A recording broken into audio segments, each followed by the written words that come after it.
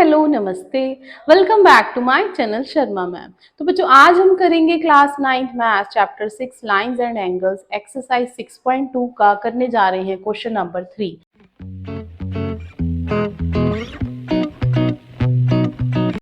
In figure if A B is parallel to C D, हमें diagram में दिया हुआ है कि A B line C D के पैरेलल है and E F is perpendicular to C D, E F line C D के perpendicular है and angle G E D, ये वाला एंगल हमें दिया हुआ है 126 degree. Find angle A G ई, ये वाला एंगल फाइंड करना है। जी ई एफ, ये वाला एंगल फाइंड करना है एंड एफ जी ई, और ये वाला एंगल भी फाइंड करना है। 3 angles we have to find. तो बेटा सबसे पहले जो हमें गिवन है उसको ध्यान से देखो। ई एफ परपेंडिकुलर है सी डी के, मींस इतना पार्ट क्या है 90 और पूरा एंगल क्या है 126। तो इतना पार्ट मेरे पास आ जाएगा, ठीक है, सब्ट्रैक्ट करके। तो हम यहां पर लिख देंगे angle G E D is 126. So EF is perpendicular to CD.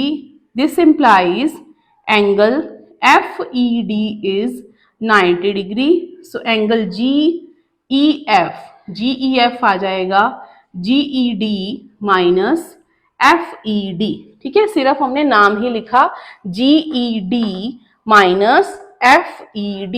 तो ये हो गया हमारे पास 126 and this is 90. So this is equal to 36 degree. तो GEF की वैल्यू आ गई हमारे पास 36 डिग्री। ठीक है, अब मेरे को फाइंड करना है AGE। तो देखो ध्यान से, AGE एंगल कैसे है, A यहाँ G और यहाँ पर E और यहाँ पर D, ये पूरा एंगल है 126 और ये एंगल मुझे फाइंड करना है। तो ये लाइंस पैरेलल हैं, ये लाइंस पैरेलल हैं, ये लाइंस पैरेलल दी हुई हैं। ठीक है, तो ये क्या बना रहा है, alternate interior angle. Alternate interior angles बन रहे हैं यहाँ पर। हम यहाँ पर लिख देंगे angle AGE is equal to angle GED equal to 126। Reason alternate interior angles. ठीक है, अब बेटा यहां पर ये मिल गया हमें कि as A B is parallel to C D, A B line C D के पैरेलल है, so angle A G E is equal to G E D 126 आ गया। अब तीसरा मेरे को फाइंड करना था एफ जी ई। तो ये एंगल मेरे को पता है, ये है 126 डिग्री। ये दोनों लीनियर पेयर बना रहे हैं, एक स्ट्रेट लाइन है ए बी, तो ये दोनों लीनियर पेयर का हम सम ले लेंगे 180 डिग्री के इक्वल। तो हम यहां लिख देंगे AB is a straight line, so angle AGE plus angle FGE is equal to 180 degree linear pair. आप इन एंगल्स का नाम भी लिख सकते हो, लाइक एंगल 1, एंगल 2, तो आपको एंगल्स लिखने की जरूरत नहीं रहेगी उस केस में। तो एंगल AGE और FGE हमने यहाँ 126 है, ये हमने फाइंड करना है। FGE 180 में से हम सब्ट्रैक्ट कर लेंगे इसको। सो FGE इज 180 डिग्री माइनस 126, वो हमारे पास आ जाएगा 54 डिग्री। ठीक है, तो ये था क्वेश्चन नंबर 3 ऑफ एक्सरसाइज 6.2। तो स्टार्ट करते हैं question number 4। In figure if PQ is parallel to ST, यहाँ पर हमें PQ लाइन दी हुई है, थोड़ी आधी अधूरी है, और CT भी ऐसे ही है, ST भी ऐसे ही है। तो यहाँ पर बेटा हम इसको थोड़ा एक्सटेंड कर लेंगे विद डॉटेड लाइन से हम इसको एक्सटेंड कर लिया हमने। तो इससे मेरे को पता चल गया कि ये लाइंस पैरेलल हैं। तो angle PQR is 110 degree and angle RST is 130। Find QRS, ये वाला एंगल मैंने फाइंड करना है। तो हम क्या करेंगे, from point R we will draw another parallel line to PQ। इस लाइन को आप XY लाइन नाम दे दो। ठीक है, आपने यहाँ पर सॉल्यूशन में लिख देना है, in solution you will write from from R draw a parallel line XY to PQ. So PQ is parallel to ST and XY is parallel to PQ. This implies ST is also parallel to XY. तो यहां से आ गया कि ये तीनों lines parallel हैं। ठीक है, तो सबसे पहले मेरे को ये एंगल ढूंढना है, ये एंगल इसको 1 नाम दे दो, ये एंगल ढूंढना है, इसको एंगल 2 नाम दे देते हैं, और ये एंगल तो मैंने पता करना है, ये मेरे से पूछा है। ठीक है, अब बेटा ये लाइंस पैरेलल हैं, तो ये क्या बन जाएगा, ये ट्रांसवर्सल लाइन है, ये लाइंस पैरेलल हैं, ये ट्रांसवर्सल लाइन है।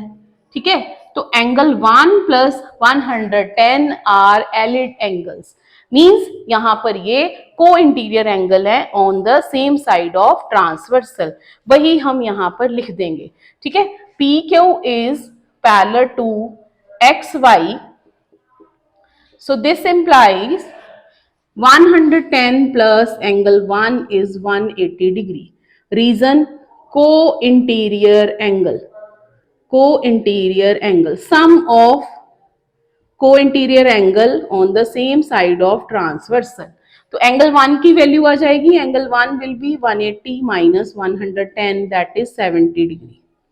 इसी तरह हम इस साइड भी करेंगे, S T is parallel to X Y.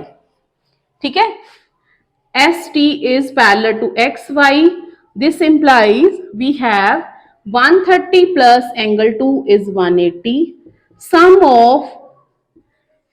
Of co-interior angles on the same side of transversal। तो यहां पर एंगल 2 आ जाएगा 180 minus 130 which is equal to 50। ठीक है, ये एंगल मुझे 70 मिल गया और ये एंगल मुझे मिल गया 50। अब तीनों एंगल एक स्ट्रेट लाइन बना रहे हैं, एक्स वाई, ये आर पॉइंट है, ये 70 है, ये पॉइंट 50 है, मुझे ये एंगल फाइंड करना है क्यू आर एस, तो स्ट्रेट लाइन से हमारा एंगल आ जाएगा। So X Y is a straight line, XY is a straight line, this implies 70 plus angle QRS plus 50 degree is equal to 180. So QRS आ जाएगा 70 plus 50 120. So QRS is 180 minus 120 which is equal to 60 degree. तो ये है हमारा final answer, angle QRS is equal to 60 degree। ठीक है, तो ये था question number 3 and question number 4 of exercise 6.2। सो बेटा हम आपके लिए स्मॉल वीडियोस इसलिए बना रहे हैं ताकि आपको कोई परेशानी ना आए, लिटिल स्टेप्स में हम अच्छे से अपनी तैयारी कर सकते हैं। अगर आप आज थोड़ा थोड़ा सीखोगे और उसकी प्रैक्टिस करोगे सेम या फिर कुछ और क्वेश्चंस लेकर एक्स्ट्रा बुक से, तो आप अच्छे से अपनी तैयारी कर सकते हो और फर्दर इन फ्यूचर भी आपके लिए ये तैयारी काम आएगी। ये नहीं है कि आप सिर्फ 9th के लिए पढ़ना है, आपने अपनी नींव पक्की करनी है। ठीक है, अगर आपकी फाउंडेशन अच्छी रहेगी तो ही बिल्डिंग अच्छी बनेगी। ठीक है, तो please like share and subscribe our channel.